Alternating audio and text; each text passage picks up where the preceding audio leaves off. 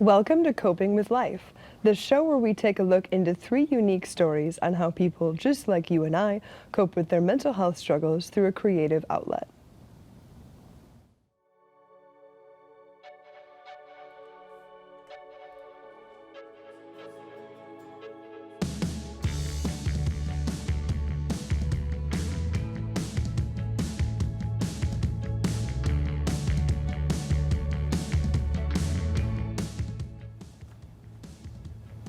I'm your host, Rachel Sauer, and with me today is my co-host, Dr. Jennifer Smith, the clinical supervisor at NAMI Southeast Wisconsin. It's a pleasure to have you here. Thank you, Rachel. Pleasure to be here. Could you tell us a little bit about yourself and your background in counseling? Certainly. I received my doctorate in clinical psychology from the Wisconsin School of Professional Psychology in 2017. I have been working as a psychotherapist since about 2009.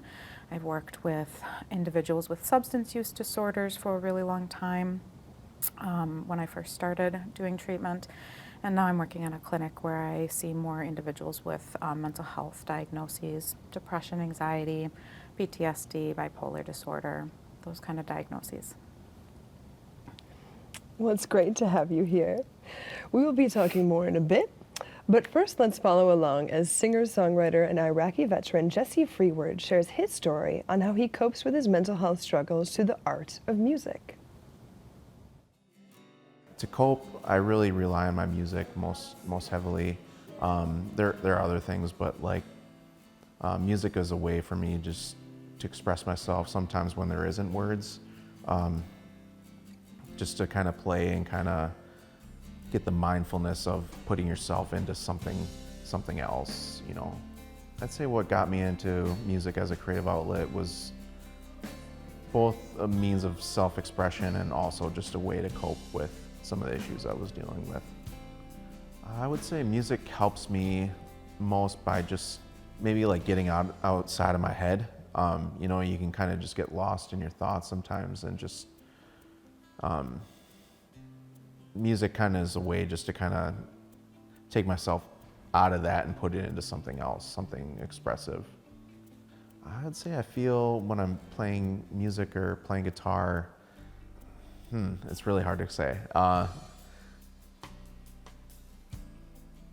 would say like I feel just alive. Like it's something I am passionate about. You know, everyone wants to be able to express themselves in some way, and like this is my venue of doing that, telling usually personal stories, but sometimes just, you know, just something you want to get off your chest in a song and expressing it in a condensed kind of format, such as songwriting. So yeah, it's given me purpose, it's a passion, it's kind of a new mission in a way. So yeah, I would say the advice that I would give to anyone that's struggling maybe with PTSD or bipolar disorder is definitely, while music is really important to express yourself, but always feel free to reach out there, like if you really need it. Isolating isn't gonna improve the problem. Like, so reaching out would be one, and then also just kind of, you know, getting outside of your head, doing something mindful, like music, for instance. I mean, it doesn't have to be. If you love chess, if you love art, just whatever your hobby is, like if you can just take yourself out of those kind of circling thoughts, or just the angerness of a situation, or whatever like the symptoms might be, and just put it into something else. Like also there's a really big importance to anyone that's like struggling is get connected with like some kind of group too. I think that would be most beneficial. Like groups like Guitars for Vets, or, you know, just maybe if you like working out, just getting in kind of a community in that way, just CrossFit, whatever it is you're into, MMA, get plugged in, don't isolate.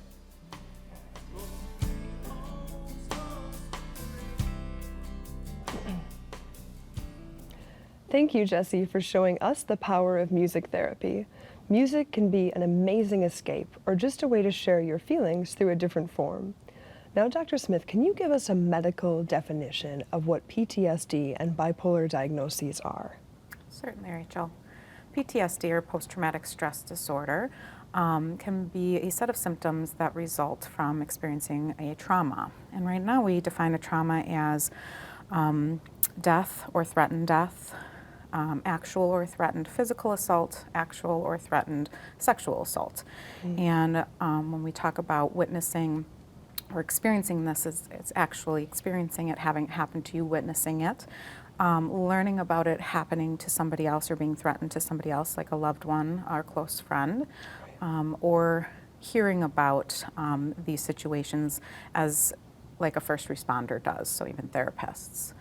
With bipolar disorder, it is an individual has to have experienced a manic episode or a hypomanic episode to have that diagnosis. And those are defined by timeframes of pretty serious symptoms or requiring hospitalization.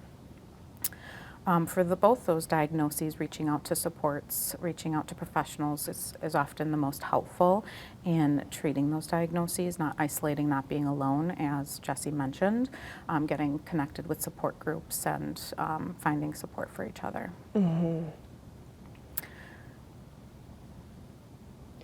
Thank you for clarifying those diagnoses. A lot of people may not have known that. Speaking of things that many people may not be aware of, depression can be a lifelong battle, but that doesn't mean you can't be okay. Michelle Embertson shares her story on how she manages the war going on inside of her mind through the form of visual art. I recall being 8 years old and being depressed. So definitely depression, anxiety. Of course, they usually go hand in hand, and they really do in me. And I suffer from ADD. Didn't know that until after I graduated high school. And I'm like, that answers a lot of questions, and that contributes to a lot of depression. The positive coping things is definitely my art. I've always liked to do different art stuff, even as a child. I went to school though I went to art school for video and photography. But lately, I pretty much do my watercolors. I've done acrylics. I've even sold a few of those. I've done some multimedia type canvases, like steampunk themed. You know, those are really cool. Currently, it's mostly just my watercolors, and I have to push myself sometimes to do it.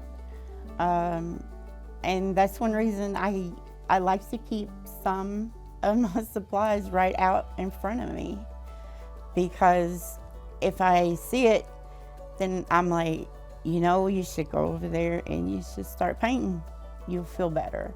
And it's took me many years to actually get to that point. You have to start to learn to know yourself, and that really helps with learning to cope.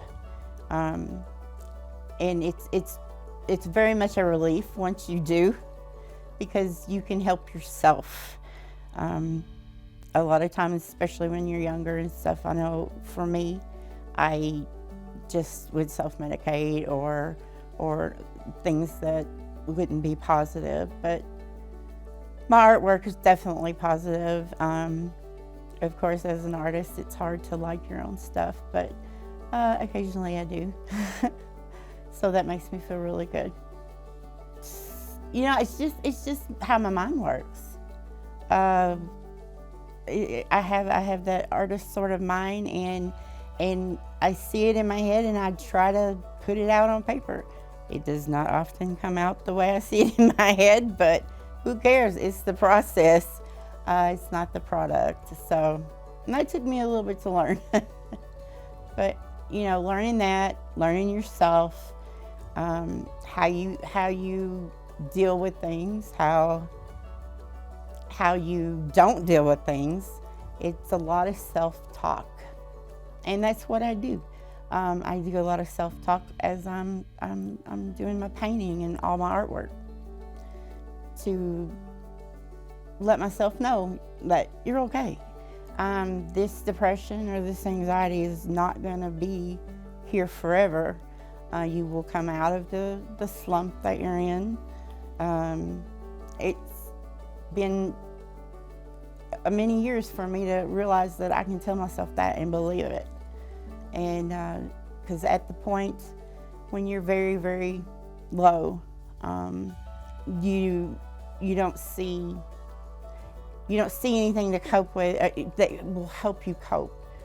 You don't see anything that's going to help. You just see where you are. You see right in front of your face, and you don't see the future. You see the bad past or the bad present. And if you don't do the self-talk that's positive, and you get to know who you are and how you function, it's so much more helpful. And I think that by creating the things that I do, it helps that. It helps me focus, because I do have ADD, and focusing is not the easiest thing to do for me. But to put paper in front of me and some paint, I can focus on that, and I can focus on the things that are positive, instead of sitting and saying things in my head that aren't true. Just, I can't stress enough about learning yourself, learn who you are. And by me saying that, I mean, when I go through an experience like I'm going through, what is it that I do? What are the things that I do? If you need to, write it down. And next time you go through that, you'll know that this is coming. I'm gonna feel like this. And the last time I felt like this, I got through it. And you start to learn yourself. The older you get, you do. I wish that I had learned that way before I did, but everybody has their time.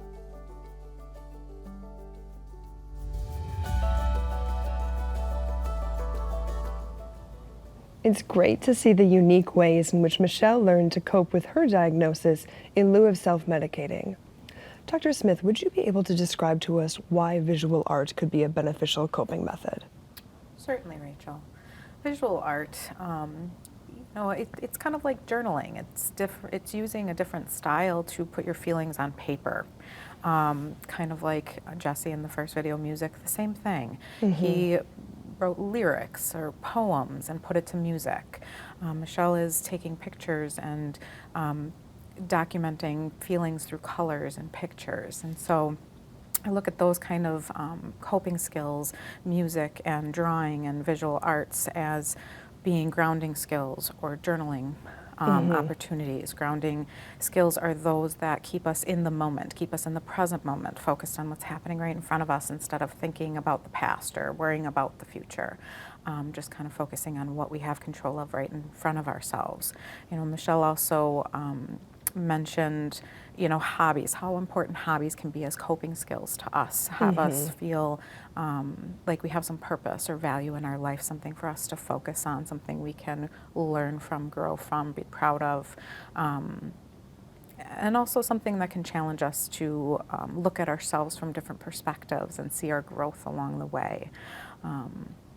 And so, documenting our growth through the visual art can also be something that's very helpful too. Also helps when we're experiencing mental health struggles to look back and be able to see the documentation of how maybe we were experiencing it in the past and came through it, and how our art changed through that. And so it can just be very empowering to help us see our growth along the way. It's like a historical record of your emotions, and you can see the growth that like Absolutely. organically happened. Absolutely. That's a really unique way of looking at that. Yeah.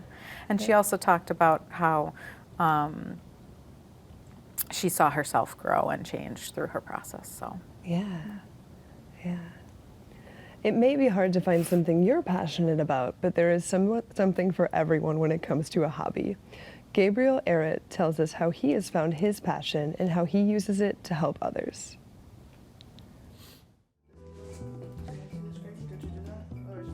I feel like I've struggled with anxiety and depression, and you know, maybe I've heard some stuff like, I don't know, I just kind of have things in my head like be a little bit louder than others, never been diagnosed, but you know, I've talked to plenty of people that have gone through some stuff, and I feel like, you know, I'm dealing with it in my own way. Mostly just distracting myself. I used to exercise a lot as a kid, and that would help, but since I'm kind of calmed down and I don't really got all that energy anymore, I kind of just, you know, do art because it really like kind of calms me down. It's soothing to do. Same thing with music, and you know, when you get to share it with people, you get to see the smile on their face, and you get to see like them enjoy something just as much as they would have enjoyed a song on the radio and like, hey dude, this stuff is cool. Like you get to see them kind of talk to your other friends about it, and I don't know, it kind of gives like a little, it kind of gives a little confidence boost knowing that you put something out there that people actually, you know, want to enjoy. Like when I was a kid, I used to play on the PlayStation and my DS a lot, and you know, when things were happening at home and whatnot, or even in like stressful car rides or whatnot, I used to just play on my DS or play on my PS1 and kind of escape to those realities. And you know, when you go and you play those games for a while, and you kind of get attached to the characters. So when you're at school or something and you don't really have any friends, you kind of like associate those with friends. You kind of see that in younger kids too. Like they're like, oh, Mario's my friend, oh, Sonic's my friend, and they draw them all the time and do stuff like that. And I was one of those kids. Like I did that with Crash, Spyro, Mega Man, and that's where I get a lot of my art influence from. But I always wanted to make those characters that, you know, people could escape to, or like those hub areas or levels, because even though they're just kind of like simple graphics, you just kind of get that feeling of like being at home when you've played it for so long, and that was kind of your escape. It kind of gives people like some semblance of home, and I kind of want to give that to other kids where they're able to have like their own imaginary friends, have dreams where they go into worlds with them and, you know, explore stuff and just put themselves not here. So usually a lot of my ideas just come with, honestly, they come from a lot of like stressful dreams, like nightmares.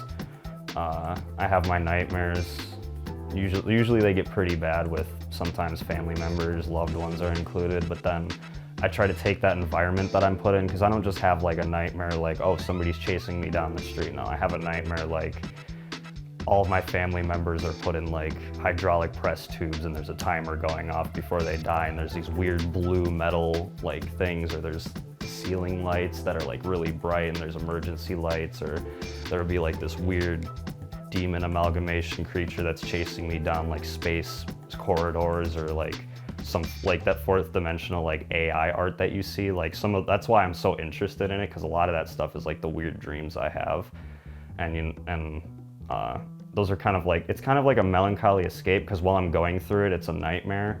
But then when I wake up, it's like, wow, that was a really cool like area. I know all the bad shit happened, but you know, your mind's got to like push that out somehow. And I kind of just take those bad ideas, or bad scenarios, I should say, and turn them into a cool environment. Like, I mean, a lot of the evil bases and stuff in my games, like all the metal stuff, all the like enemy designs. It's kind of like Kirby, where they've got some creepy designs in it, because those are like the stuff that comes out of like my nightmares, and I try to include that in like the kid-friendly universe, but like dumb it down to where it's not like, oh, you get to see all the gore.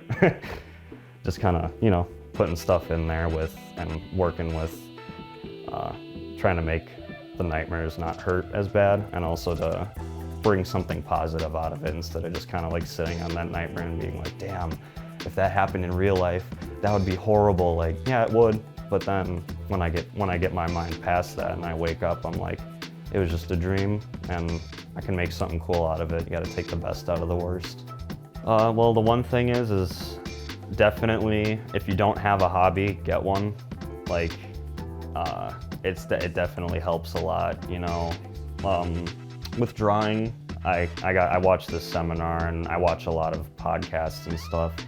And there was this one guy that pulled out a notebook and he was like, I write an idea down every day in this notebook, no matter what. And I've always stuck with that to the point where I carry around a little pocket notebook, and when I get stressed or when I just want to distract myself, I just write down the idea, and I don't think there's a single day where I don't come up with something new or I don't work on something.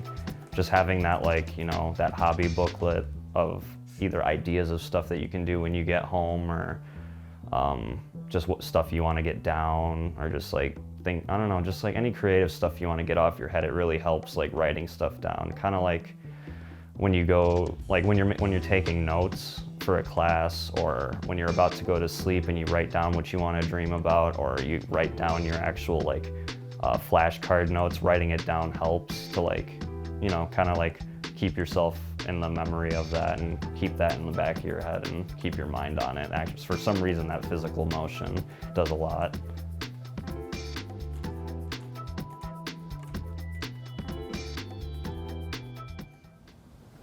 It is really empowering to see how he uses his nightmares to his advantage as a creative inspiration.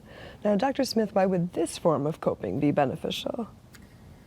Well, as Gabriel talked, he is really taking control back and power back from the nightmares he's having, and by using those characters in this game.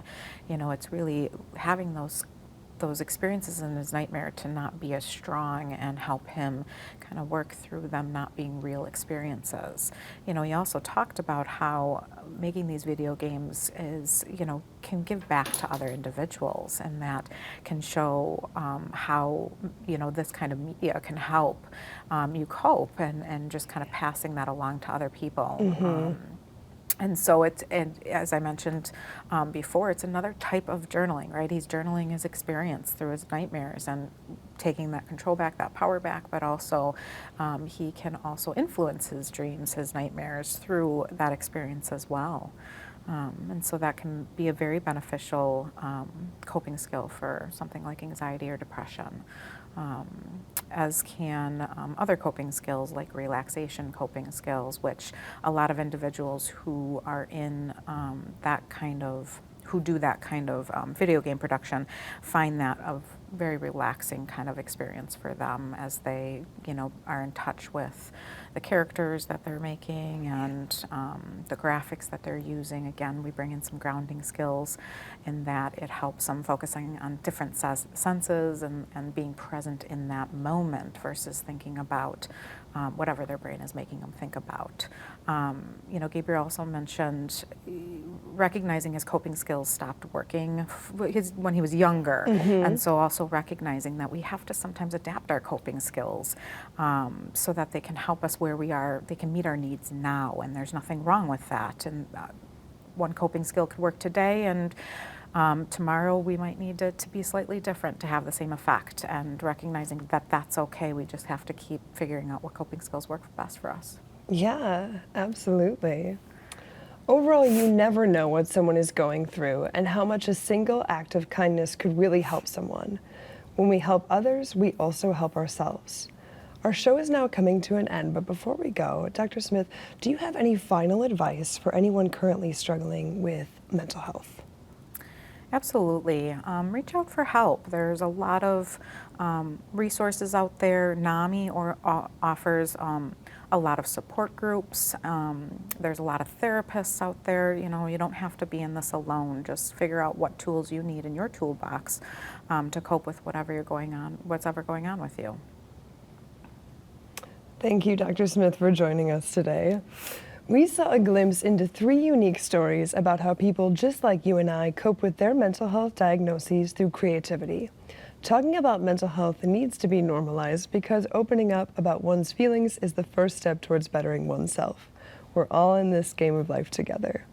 If you or a loved one is struggling with a mental health crisis, please do not hesitate to reach out for help. You can access these local crisis resources by calling or texting.